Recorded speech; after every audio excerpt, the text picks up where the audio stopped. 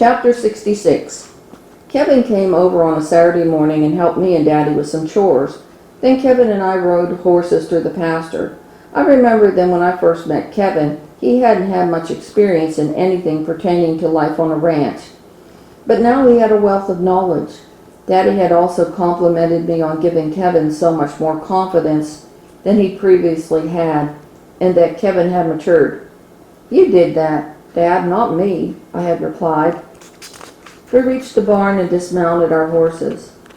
"Sometimes I still want to sleep with you," Kevin told me. I jerked my attention to him and stared. Yeah, me too, but we're with other people." "Yeah, I know. I think it's because we get along so well." I pondered that. Probably, and also probably because we're good in bed together. I noticed that the air was heating up. I swallowed hard. "But we can't. I doubt that I'm an answer to anything you're going through with Wendy. If I were in her shoes, you'd be fighting with me too." I felt the heat dissipating. "Yeah, I guess," he agreed as we walked our horses along the meadow.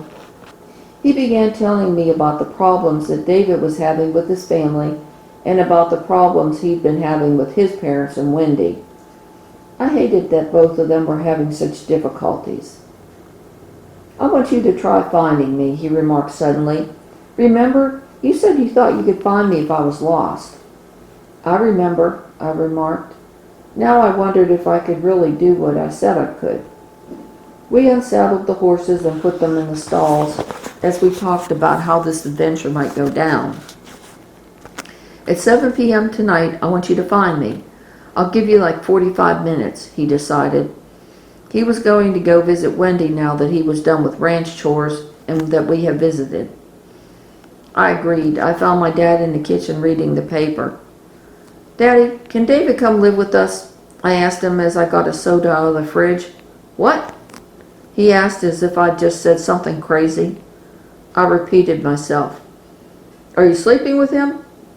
"No, he's having trouble at home and he wants to move out. He hates his little brother, you know that. He's always griping about him and I'm tired hearing about it," I replied as I joined him at the kitchen table. I told him about the latest thing Alan and his parents were doing. "And you think he could live here, huh?" Daddy remarked as his eyes looked at me from over the newspaper. I shrugged my shoulders. "I was just asking, that's all. He has a job and he makes money playing gigs with the band. He wouldn't be laying around all day or anything. Maybe you could teach him some farm work, toughen him up more." "The answer is no. He likes you and you'd end up sleeping with him." "He's not into sex at all. I don't know why. I mean, I'm hot, right?" I was mostly teasing. David and I were never alone. It was always me, Kevin, and David, or me and Kevin. There had just been that one time at the creek where we touched each other and then nothing. We didn't even speak of it, and that was very confusing to me, but I couldn't even talk to Kevin about it. Daddy rolled his eyes at me. "He'd probably cook for us sometimes," I added. I really thought for a second or two that Daddy would agree on that fact alone. "No," he repeated. Okay, yeah, it had been worth a shot anyway. About 6:55 p.m. I asked my dad for the truck keys. "Where are you going?" he asked. "To see if I can find Kevin," I replied as I held a flashlight in my hand. I told him logistics of the adventure. He rolled his eyes in exasperation at me. "So you think he's like a deer and you can find him, huh?" he asked. "Sort of." "I'm going with you then. I have to see this for myself, and I'm driving." We got into the truck and sat for a moment as I tried to sense where Kevin was, but it wasn't working. I closed my eyes. "Okay, go that way," I told Daddy.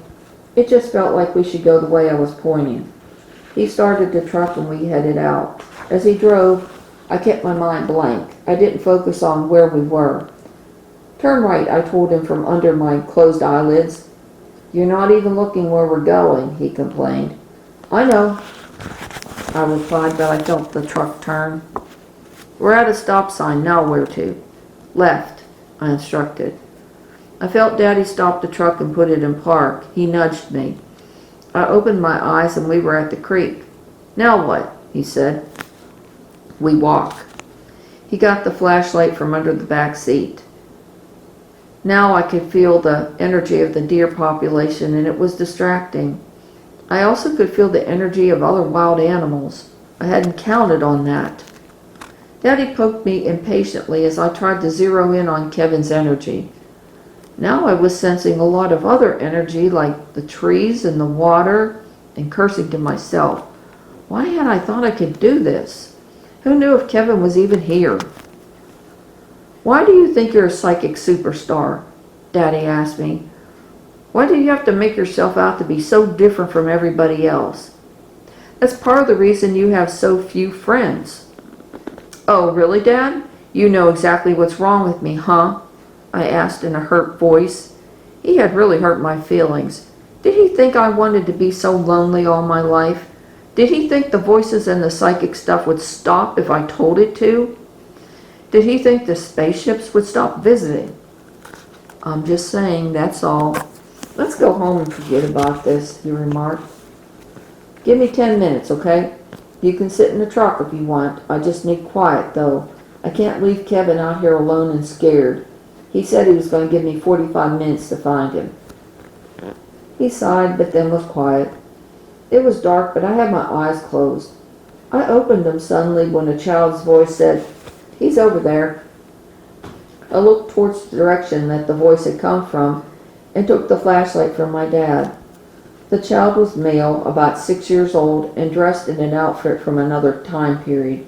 He grinned at me, then ran into the woods. I ran after him. "What the hell are you running for?" Daddy yelled at me. "I couldn't explain it to you if I tried," I yelled back. He ran after me. I spotted the child ahead on the path, and he was dancing around Kevin, who was standing by a tree. "Thanks," I told him out loud, knowing full well Daddy was going to ask me who I was talking to. The child laughed and went running further down the path. "You found me," Kevin exclaimed, "and I'm glad it didn't take long because it's pretty scary standing in the dark in the woods." "Where's your dad's car?" I asked him. "Wendy dropped me off so you wouldn't see a car and know where I was at," he explained proudly. "Well, I'll be damned," Daddy told me. Although I technically found Kevin, I hadn't found him by sensing his energy. I hoped then that I never had to do it in an emergency situation because apparently I couldn't. "You can do it," a voice told me. "You have to know his energy first, and then you feel for that energy. You have to ignore all the other energy that's distracting you. That's how you do it." "Okay then. Ask for help if you need it." Am I supposed to find people? Really? All of a sudden I wondered if I was a bloodhound. Woof. Kevin and Daddy talked about the adventure as he drove towards Kevin's house. I told them as little as possible. After we dropped Kevin off, Daddy said to me, "Who were you talking to that you told them thanks?" "Why are you asking when you know you won't like the answer?" I asked back as he pulled the truck back onto the road and headed home. "I don't know," he replied. "Do you want to know the whole truth about who I am?" I asked. "It's wild, I guarantee you." He drove into our driveway at that point, and he didn't answer until we'd gotten out of the truck. "Bear Cub, you're just a young woman. That's all you are. And you have some psychic ability. You're my daughter, of my flesh and my blood." I guess that's what people perceived, and it was true to some point. He was my uncle, so we were blood related. "Yeah, that's what I was going to say," I lied as we walked into the house. "Tell me, then, what are you?" he asked in exasperation. We were standing in the kitchen, and he was getting a soda out of the fridge. He handed me a cola. "An alien," I replied as I accepted it. I'd told him that before. "Then why are you here?" he asked. "There were assignments that I agreed to before I came here, and there's some karma I have to clear in this lifetime. The main reason I'm here is that my energy is one of the energies that holds the planetary grid system in place. The grid is used for ascension, and without certain energies holding it in place, it would collapse. I'm not the only one here holding the energy. There are many others doing the same thing. I hoped he wouldn't ask how I did this because I couldn't explain exactly how I held it in place. Now he was looking at me as if I was crazy. If you're so super powerful, then why don't you have a perfect life? My guess is that when I accepted this human assignment, I thought it would be easy because everything was easy and perfect on my planet. Now I'm surrounded almost entirely by Earth people, and I don't resonate with them. I also didn't take into consideration how hard some of these assignments would be. So yeah, it's hard. It may always be hard, and there's no way for me to leave until I die. Only then will they feel that I've accomplished my mission. So yeah, life will be tough in a lot of ways, even though I have some psychic abilities. It would be easier if I had an instruction manual. I sighed as I thought about all the hardships I'd already gone through. I would always have to deal with the reality of Earth life and its problems like everyone else did, but at least the humans related to each other. That gave them multitudes of friends to help them and have fun times with. Life was a lot easier for most of them. You are so much more powerful than you realize, and you have many abilities that humans don't have, the voices whispered. A chill went through me then as I wondered what abilities and powers they were referring to. I closed my mind to hearing any further conversation from them on that matter. I didn't want to know the answers. I just wanted to be a normal person. Daddy hugged me, not believing a word I'd said. Well, alien child, let's play some poker. Maybe you can manage to win this time with your psychic skills. I agreed, but I let him win again. You see, Daddy couldn't handle the truth. I could have won every game I've ever played against him, but he wanted me to be normal. I could have done a lot of things that were unexplainable, but I really needed him to love me, and hiding who I was is what kept my Earth life in harmony, at least with him. Kevin and I met outside the school at lunch the next day. He had said he needed to talk to me. I thought he'd tell me more about the guy that was beating him up. We sat on the ground underneath a tree that was behind the school as we watched the kids congregate into their own cliques. We were a distance away from many of them, so we could talk in private. And that's what seemed what Kevin was aiming for. He looked down on the ground and I waited for him to say something. I felt that something big was on his mind. What do you think of David? He finally asked me. All I knew was that David was a very masculine guy with a deep voice, and he was very athletic. We were all friends. Why was he asking me that? He's cool, I replied. I only knew him from playing music with them in our band, and of the times he hung out with me and Kevin. The other day he hugged me when I was upset, and I didn't really mind because I was really upset and no one else was around. That was nice of him, I replied, but I was confused as to why he would tell me that. Kevin went on to tell me that they'd been friends for a while, but he'd always felt something weird about David that he couldn't put his finger on. He said that he hadn't had many friends growing up, so maybe he just didn't know how friendships should be. But when he compared that friendship with other male friendships like Rick and Cole, that something was definitely off. Just spit it out, Kevin. What's wrong? I asked him, trying not to be irritated. He hugged me longer than he should have, and before I pulled away, his dick was hard. Really? And a couple of times he just said some stuff that was weird, and 2 different times it seems like he wanted to get into situations where he would need to touch me. Like, if you needed to have someone fix your shirt collar or whatever. I don't know if I'm imagining something or what. I knew Kevin expected me to be a friend to him and not make fun of him, which is what I wanted to do. So I replied matter-of-factly, pay attention to your instincts. They're usually right. My impression is that he's not comfortable with his sexuality. Some people just aren't. I think a guy sexually abused him when he was a child, and now his brain gets confused around men. He's still a good friend, though. Kevin seemed relieved that I hadn't dismissed his suspicions. A few mornings later, I was waiting for Kevin before school. We usually met by the side entrance to the school every morning to spend a few minutes together. He appeared beside me. He looked a mess. His face was red from crying, and he looked as if he was going to have a black eye very soon. He had been getting beat up just a bit too often lately. I couldn't understand why he wouldn't let me kill this George guy for him. He was, in my opinion, too sweet and lovable a guy for someone to be continuously beating him up. "Bad morning, huh?" I asked. "Yeah." "Tell me who George is so I can kick his ass, okay, Kev?"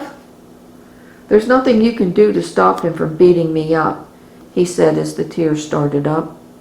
"Hey, do you want to go somewhere and talk?" I asked as I touched his arm. There were just too many people around to really talk, and his crying embarrassed me. "No, maybe later, okay?" he said while wiping the tears away. I self-consciously hugged him to me. The first bell rang, and we went to our homerooms. At lunch, I bumped into his girlfriend, Wendy. She didn't look too happy to talk to me either. "Have you seen Kevin?" she asked with a scowl. "Not since early this morning, and he was crying then. He wouldn't talk to me about it." "He's been fighting with his parents again, and I'm kind of worried about him," she said. "He was fighting with George this morning." "George who?" she asked. I don't know. When I asked Kevin who beat him up, he told me that George did it." "That's weird." Someone called her name and she disappeared through the crowd. I sat there thinking about what she had said. I knew Kevin didn't get along with his parents. I even heard rumors that his father was an alcoholic, although I didn't know if that was true. He didn't talk about his parents much.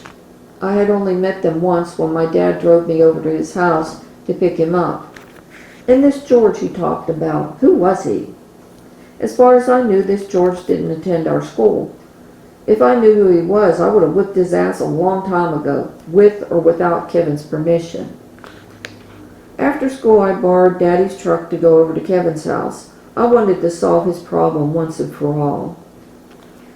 I knocked on the door and he let me in. "What are you doing here?" he wanted to know. "I need to talk to you for a while."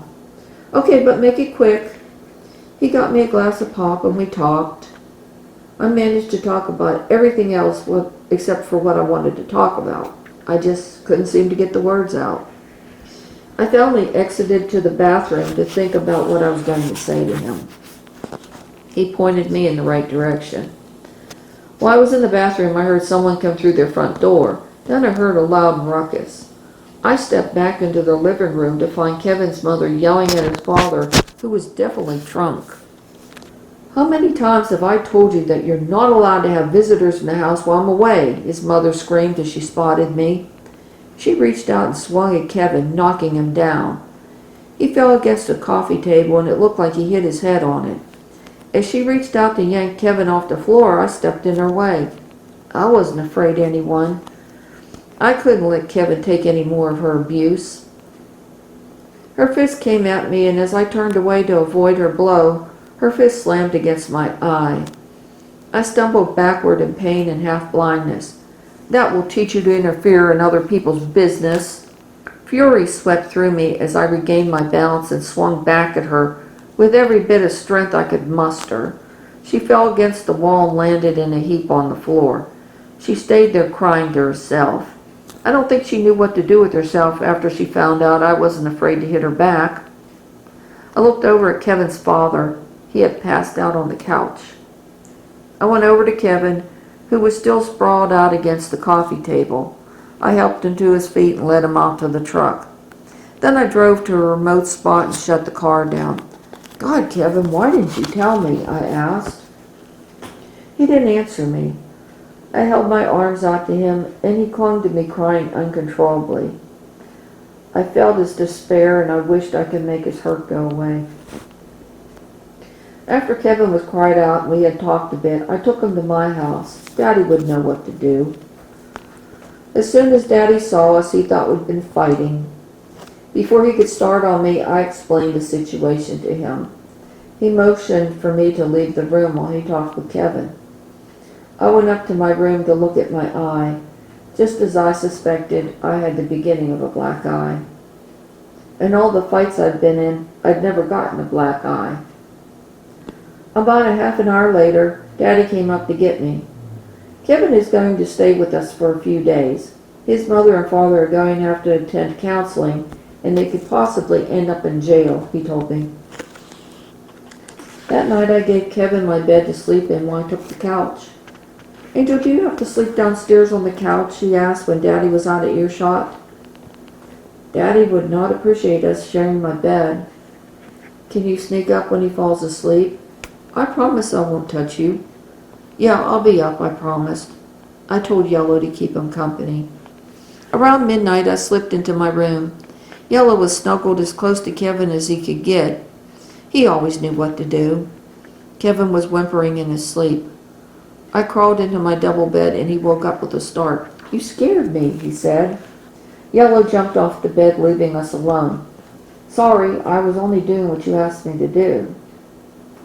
We lay close together, and Kevin whispered all his despair to me.